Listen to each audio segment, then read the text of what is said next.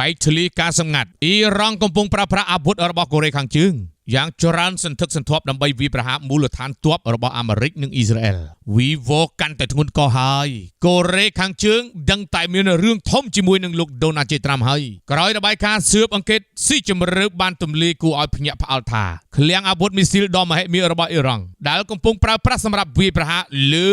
សហរដ្ឋអាមេរិកនិងអ៊ីស្រាអែលភាគច្រើនគឺជាបច្ចេកវិទ្យានិងការបញ្ជាទិញផ្ទាល់ពីប្រទេសកូរ៉េខាងជើងយោងតាមការចុះផ្សាយសារព័ត៌មាន Jerusalem Post របស់អ៊ីស្រាអែលនិងការផ្ដល់បទសម្ភាសន៍ផ្ដាច់មុខដោយសារព័ត៌មាន Fox News កាលពីថ្ងៃអាទិត្យទី5ខែមេសាឆ្នាំ2026បានឲ្យដឹងថា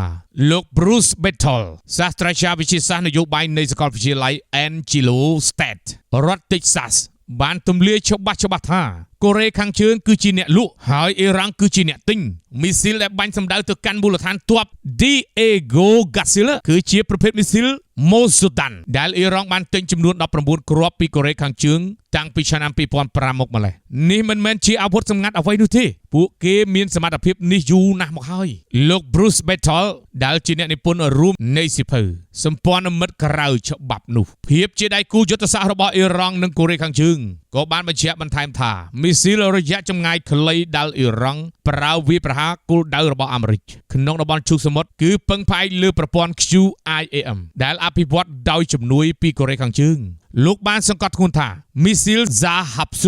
ចំនួនថ្មីរបស់អ៊ីរ៉ង់គឺស្ទើរតែជាការចម្លងតាមទាំងស្រុងហើយពីមីស៊ីល Nodong របស់កូរ៉េខាងជើងយោងតាមការចុះផ្សាយសារព័ត៌មាន Wall Street Journal ដែលដកស្រង់ប្រភពពីមន្ត្រីសហរដ្ឋអាមេរិកជាច្រើនរូបបានឲ្យដឹងថាអ៊ីរ៉ង់បានបាញ់មីស៊ីលចំនួន2គ្រាប់សម្ដៅទៅកាន់មូលដ្ឋានទ័ពរួមរបស់អាមេរិកអង់គ្លេសនៅលើកោះ Diego Garcia ទោះជាយ៉ាងណាមីស៊ីលមួយគ្រាប់បានជួបបញ្ហាបច្ចេកទេសក្នុងពេលហោះហើរហើយមួយគ្រាប់ទៀតត្រូវបាននាវាចម្បាំងរបស់អាមេរិកបាញ់ទម្លាក់មន្ត្រីដដាលបានបញ្ជាក់ប្រាប់សារព័ត៌មាន Wall Street Journal ថាគ្រាប់មីស៊ីលទាំងពីរមិនបានធ្លាក់ចំគោលដៅមូលដ្ឋានទ័ពនោះទេជាការកត់សម្គាល់កោះ Diego Garcia មានចម្ងាយប្រមាណ 4000 គីឡូម៉ែត្រពីអ៊ីរ៉ង់ដែលជាចម្ងាយជាងទ្វេដងនៃសមត្ថភាពមីស៊ីលអ៊ីរ៉ង់ធម្មតា 2000 គីឡូម៉ែត្រដោយដែលលោក Abbas Araghchi បានអះអាងកាលពីខែមុននេះបញ្ជាក់ថាអ៊ីរ៉ង់កំពុងប្រើបច្ចេកវិទ្យាកម្រិតខ្ពស់របស់កូរ៉េខាងជើងដើម្បីពង្រឹងវិសាលភាពវាយប្រហាររបស់ខ្លួនហើយ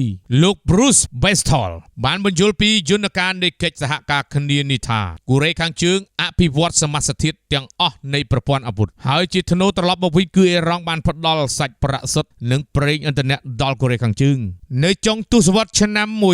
1990កូរ៉េខាងជើងបានបញ្ជូនប្រព័ន្ធមីស៊ីល Nodong ប្រហែលជា150គ្រាប់ឲ្យអ៊ីរ៉ង់ហើយដោយសារពេញចិត្តនឹងគុណភាពអ៊ីរ៉ង់ថែមទាំងបានចុះកិច្ចសន្យាជាមួយនឹងទីក្រុងជូងយ៉ាងដើម្បីសាងសង់រោងចក្រផលិតមីស៊ីលទាំងនោះនៅក្នុងប្រទេសអ៊ីរ៉ង់ផ្ទាល់តែម្ដងបន្ថែមលើនេះរបាយការណ៍ពីមជ្ឈមណ្ឌលស្រាវជ្រាវ Alma របស់អ៊ីស្រាអែលបានបង្ហាញថាឃ្លាំងអាវុធរបស់អ៊ីរ៉ង់បច្ចុប្បន្នភាគច្រើនមានមីស៊ីលរយៈចម្ងាយខ្លីក្រោម 1000 គីឡូម៉ែត្រនិងមធ្យមដល់ 3000 គីឡូម៉ែត្រប៉ុន្តែមីស៊ីល